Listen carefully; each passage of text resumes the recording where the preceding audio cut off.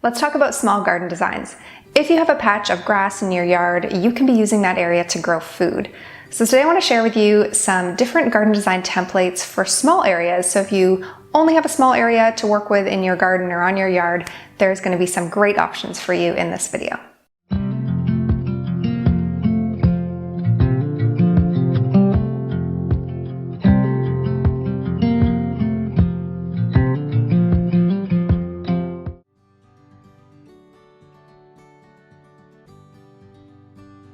It's amazing how many unused lawn areas there are. I see, driving down the street, you just see rows of grass, and it's amazing. I mean, lawns are great, don't get me wrong. I think they're fabulous for kids. I think they're great for pets to be able to run around, have picnics in, and other uses as well. But I feel like we're not utilizing the amount of land that we do have. We could be using some of that space to grow food, to grow flowers, to grow even herbal medicine.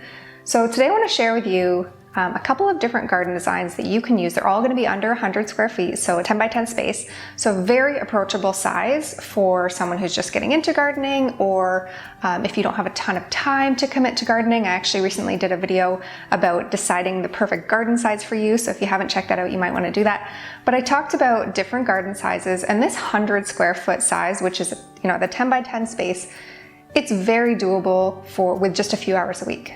Even an hour a week, depending on which of these designs you go with and kind of what space you're starting with. So these are going to be great options for you if you're just getting into gardening or you want something kind of manageable to start with.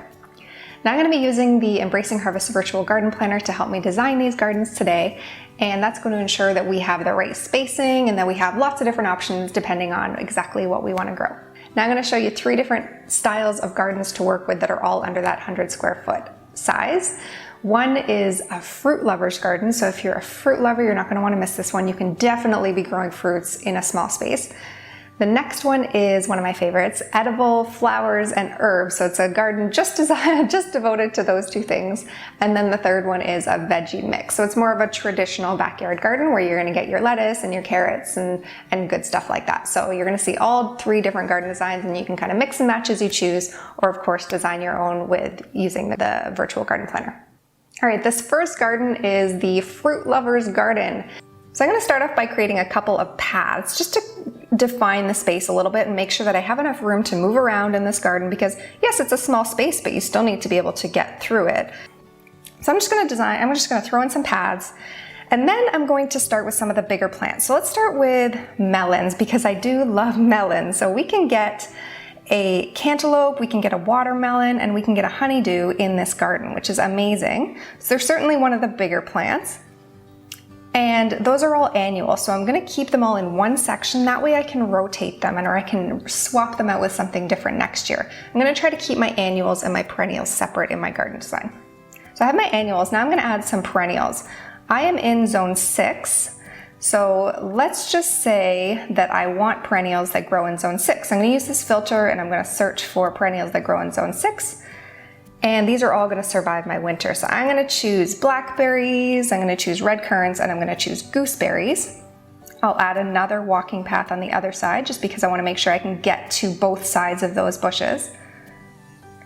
And then I think I'll add a few raspberry plants, because raspberries are amazing, and yes, they can definitely grow in a smaller space. The raspberries will try to take over a little bit. They will try to grow beyond the space. So over time, you're going to have to pull out the plants that don't fit in this garden design, but that's okay. You can just either move them somewhere else or compost them or give them to a friend. No problem. And then I'm going to add some alpine strawberries, and I'm going to put them beside these raspberries. Now, alpine strawberries are a smaller version of strawberries.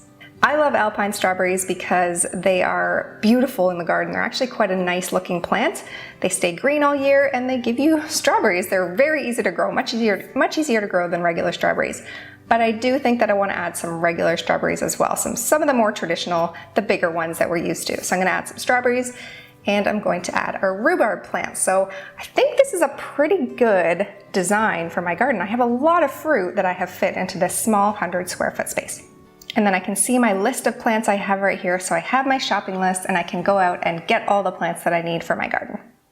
All right, the second garden is all about herbs and edible flowers. Now I love herbs and edible flowers all the time, but I especially love it for a small garden design.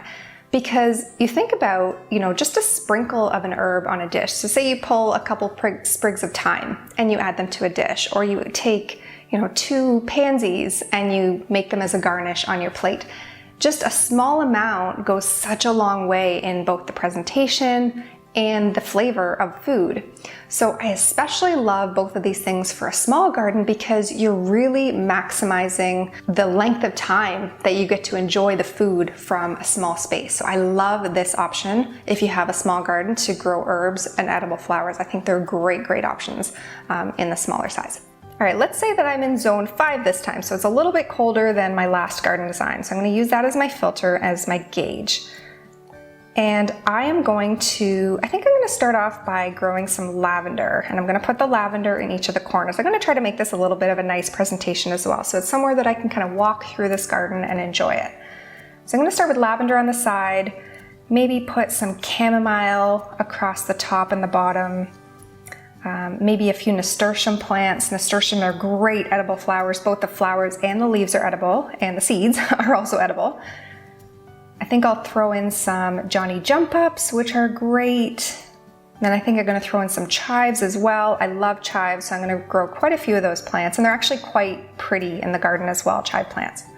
You get both the greens, and then in the spring or in the early summer you'll get chive blossoms, which is great. So you're getting herb and edible flower in that one. And then I think I'm going to do a few of the annual herbs. So I'm going to do basil over here. I'll do dill. And then I'll do cilantro and parsley. So that'll kind of cover off some of the more traditional herbs. Now I think I'm going to put in a walking path at this point. I think I want to make sure that I have room to move around. So I'm going to put a walking path in. And then in the center of my garden, I'm going to add some of my perennial herbs, and I'll keep all the perennial herbs together. That way I'm not kind of interrupting those with annuals, because sometimes annuals can get drowned out by perennials pretty easily, because not always, but it can happen. So I'm just going to keep it all separate. So in my perennial area, I have tarragon, I have sage, I have thyme, and I have oregano.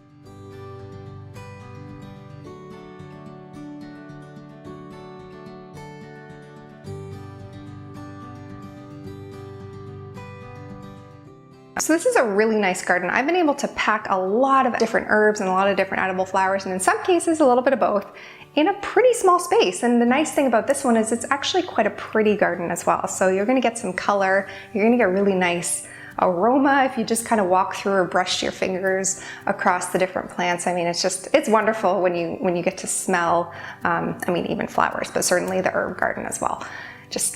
I love this garden. And then again, I have my shopping list, so I know exactly what I need to buy to make this garden happen.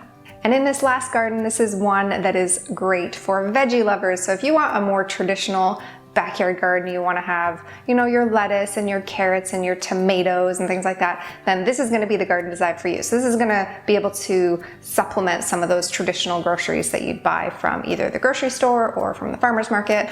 I certainly do both of those things, but I love to grow this kind of food at home myself. And you can pack quite a lot of food in a small space, as you're going to see in a second. So I'm going to start off by creating 4 separate areas, and these areas can be raised beds or just in-ground areas separated by a walking path, whatever works for you. And I'm going to choose a different category of veggie for each corner. That way it makes things like crop rotation and pest control so much easier. So it's a really good idea if you can do that when you're designing your garden. In the top left-hand corner, I think I'm going to throw in my leafy greens. So I'm going to start with arugula. I'm going to put in a couple of heads of lettuce, spinach, and then I'm going to throw in some mesclun greens. Now, I love growing mesclun greens because, number one, they grow really fast, so you can eat them oftentimes within 3 or 4 weeks, and you can just keep cutting and coming back to them over and over. It's awesome. I love those kinds of greens. And then in the right-hand side, I think I'm going to put in some peas and some beans and maybe some soy.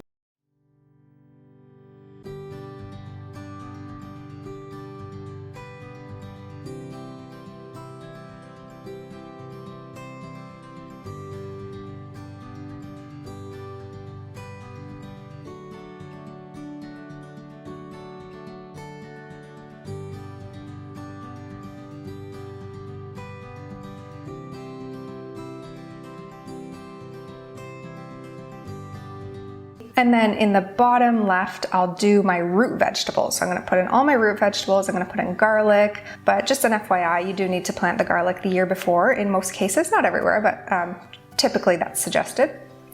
And then I'm gonna put in my radish, I'm gonna put in carrots, beets, and onions. So those are all gonna be vegetables that grow under the ground, so that's perfect.